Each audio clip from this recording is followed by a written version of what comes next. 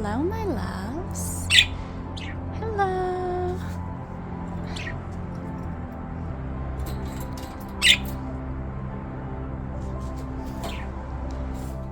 Hello, Paprika.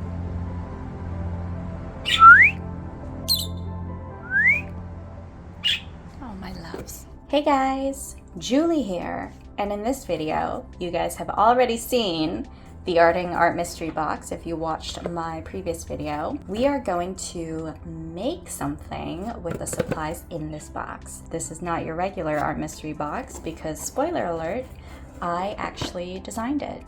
So this is a homemade art mystery box. I made it just with items I found kicking around my very own art space. I even made a little card. I printed it at work on cardstock. So here we have some pastel watercolors. Over here we have some Artix acrylic markers. We also have some Recollection fine liner pens in different sizes, along with some pastel colored pencils. So if you're interested in that video, I'll link it down below. Basically, in that video, I dive into some commentary about why I don't support art mystery boxes, along with why I think art supply hoarding is an issue.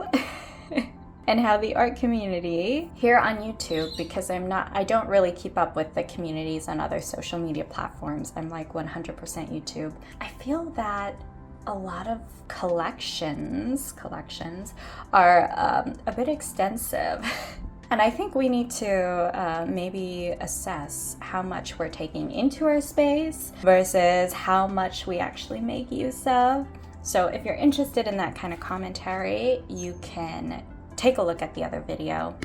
This here is my art corner. So these are the bulk of my art supplies. I have colored pencils, some washi tape, watercolor pencils, sketchbook, and paper. Sorry, here's a dirty old palette full of old gouache. So there's my gouache. These are the Artix acrylic markers that I featured in the video. These my dad just found at a reno site, so I'm trying to find someone to give them to. They're just Artist Loft watercolors, but they're brand new. Here I have a ton of markers. All right, it's so dusty. This is not an art supply.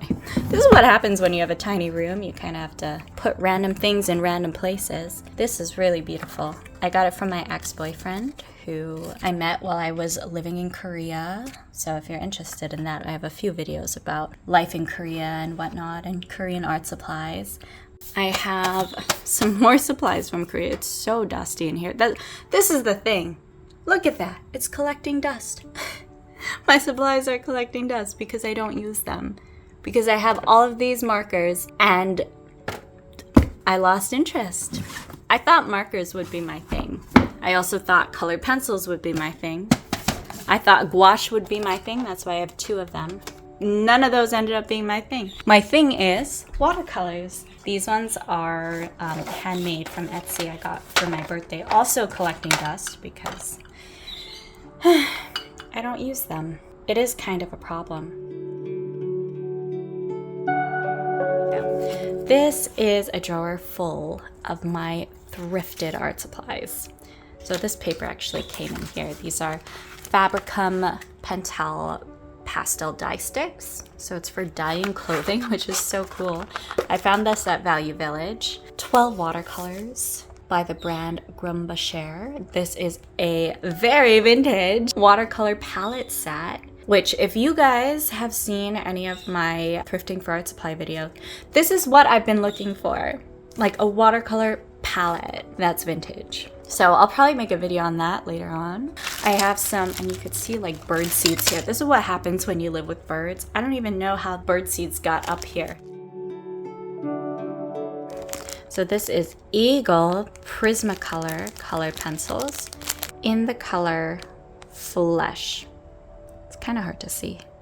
But yeah, before this color was renamed Peach, it was actually called Flesh. So these pencils are from the 70s, which is wild. So I really do like thrifting for art supplies, I do want to use the supplies that I thrift for. I don't want it to become a vintage art supply collection. I want it to be supplies that I actually end up using.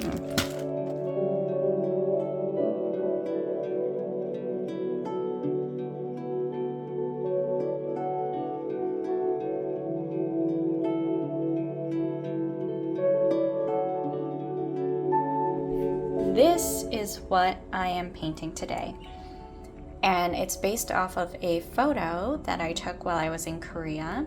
So I want to try painting this, but using these supplies. So it's going to be a very pastel painting. And the thing about these supplies is that I actually totally forgot I had them. And that was the thing. I wanted to fill this art box with items that I've barely used or have not touched at all. And items that I completely forgot I even had. Because I feel like it is a bit of a problem when you have so many art supplies. You're not even able to keep track of them.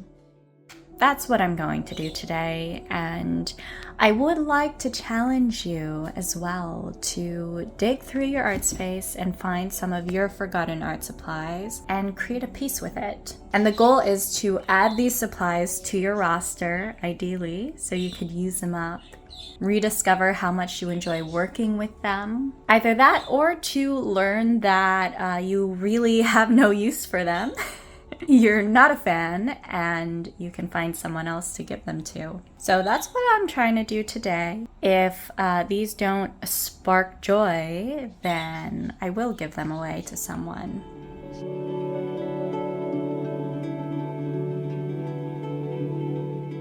So I played around with some colors, and I think I got my color scheme down. So now I have to do the same, but with the colored pencils. I'm getting excited about this. I'm a little nervous though, because every time I try to be adventurous with my colors, it does not end well, because my color theory knowledge is like, oh, it's slowly improving, but it's still pretty bad. And the person who's keeping me company today is Miss Lucy from Cruising as Crew.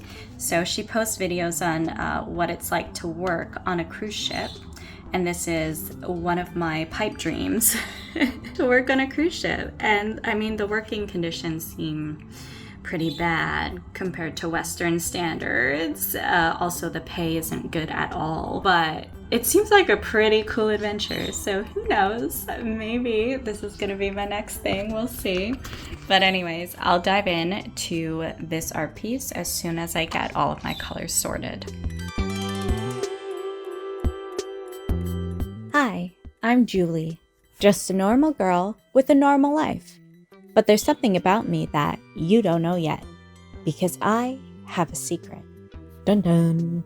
No, I'm not a 14-year-old crime-fighting ladybug hero. I'm a 28-year-old woman who's pretty much mediocre at everything she does. And yes, this by no means excludes art. My secret is that, and if you missed this video titled, "Your Art Supply Collection Has Gotten Out of Hand," ... I'll have it linked down below.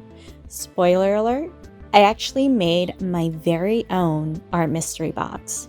The Hoarding art mystery box. You should have been able to tell it was fake by the very uncreative name I came up with. See point 1, my mediocrity also includes naming things. But I did manage to fool some of y'all into thinking it was a real subscription box that you could actually get your hands on. You could hear my birds chirping away in the background. That's just the reality of living with birds. You're gonna hear them. They say hi. Segue. Maybe it's the thought of a new set of acrylics being a productive purchase over, say, a brand new sweater. It's for your craft after all. And if you're working as a professional artist, your supplies are a write-off. It becomes easy to justify. But at the end of the day, there are simply no winners in the arena of excessive consumption. It just isn't sustainable. It doesn't matter whether you're picking up a new hat or a new box of colored pencils.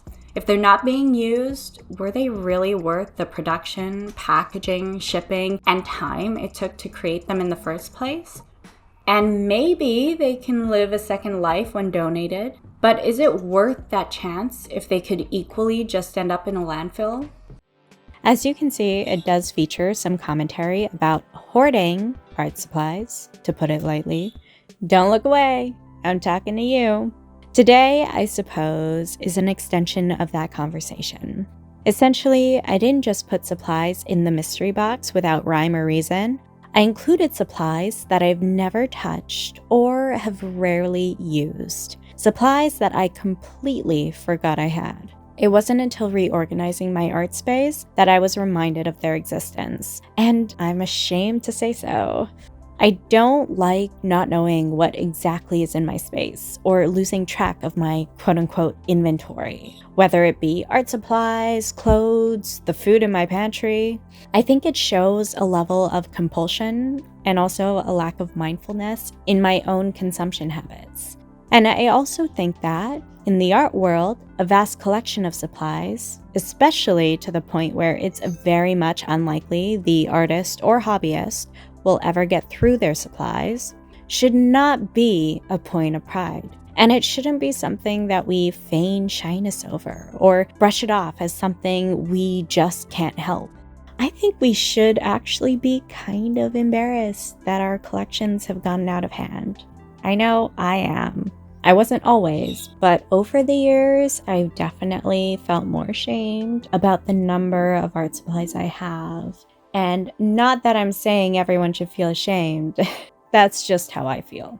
I mean, we live in a world where we're constantly being bombarded by ads, where we're being persuaded to buy the new shiny watercolor palette or set of acrylic paints. If we fall victim to everything that's around us within this very capitalist-centric world that we live in, it's just hard to escape overconsumption.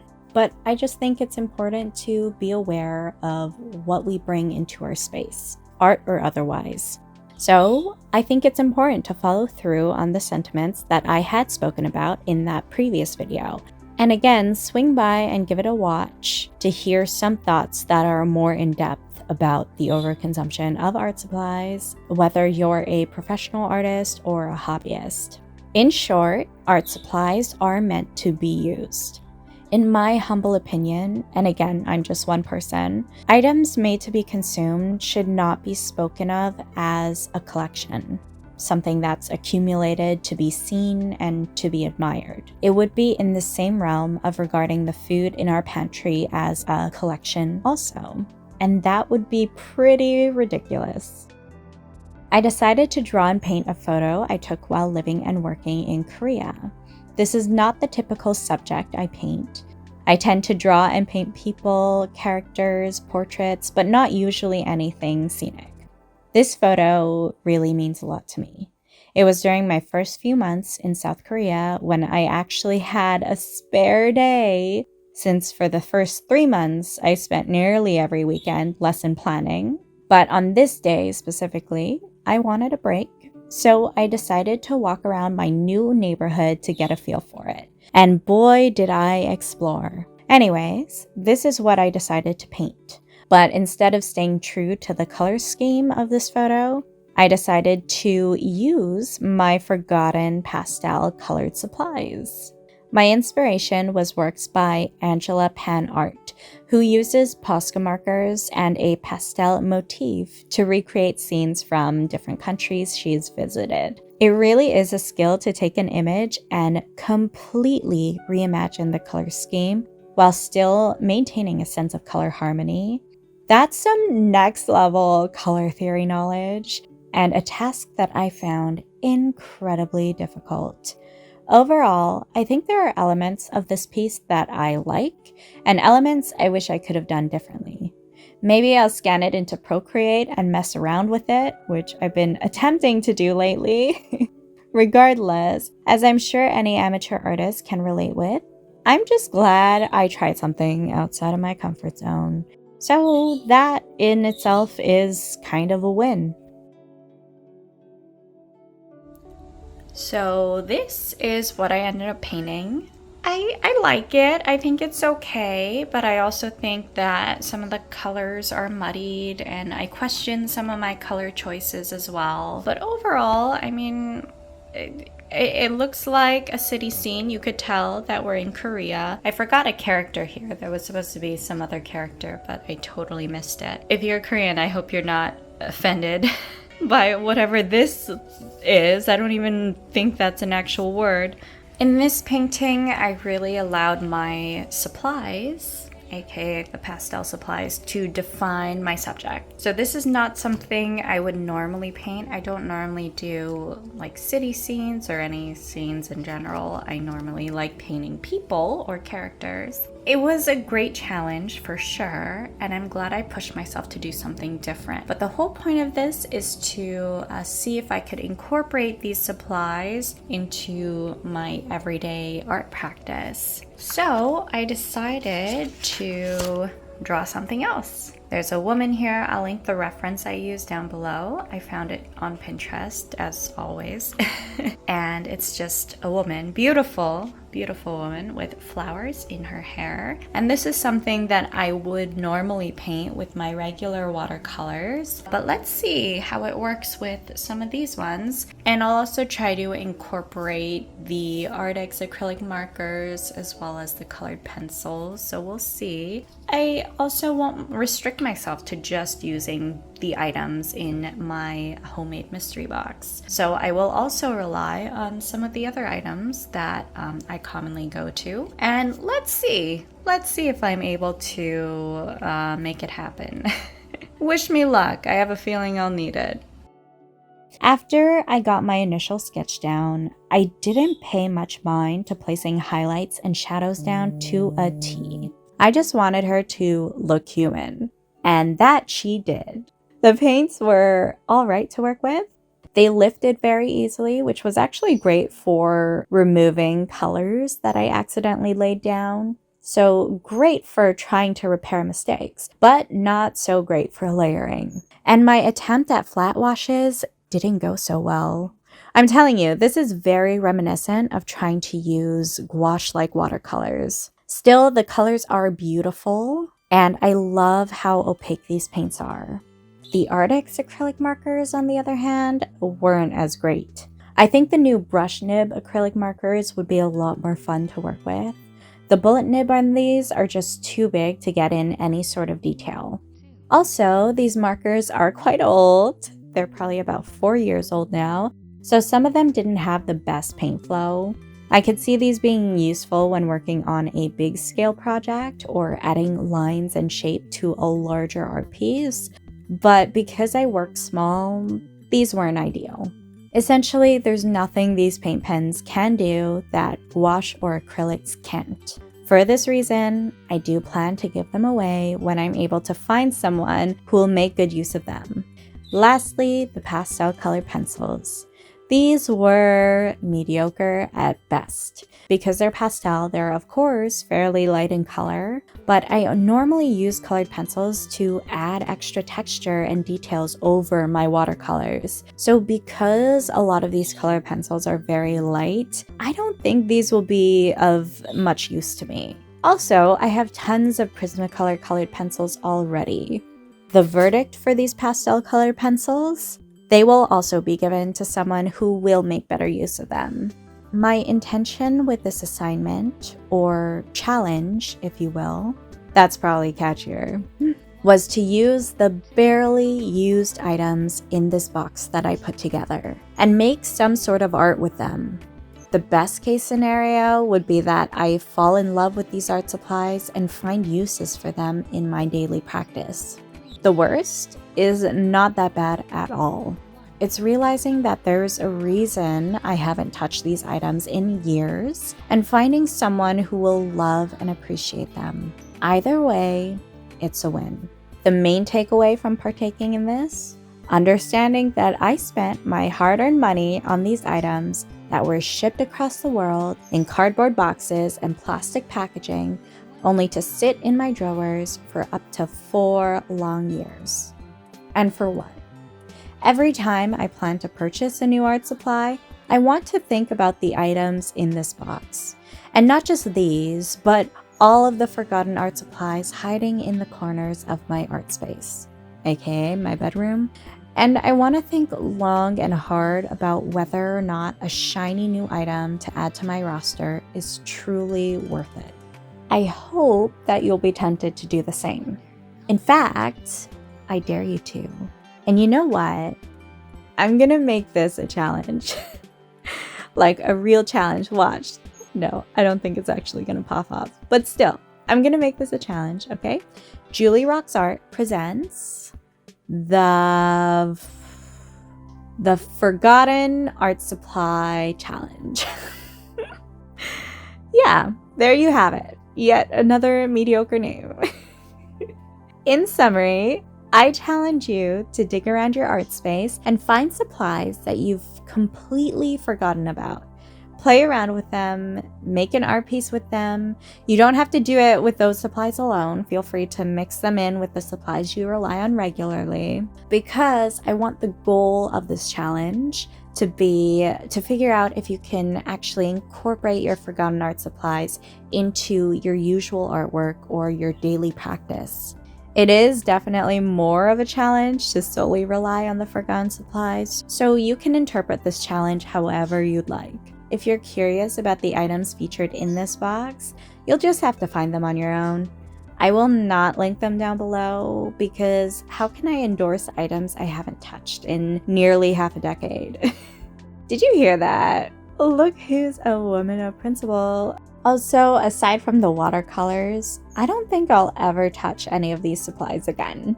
They're definitely better off in someone else's hands.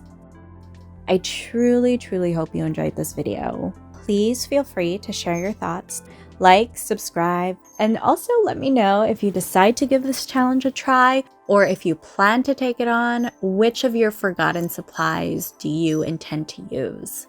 Thank you so much for stopping by, and until next time, stay creative and stay intentional. Peace.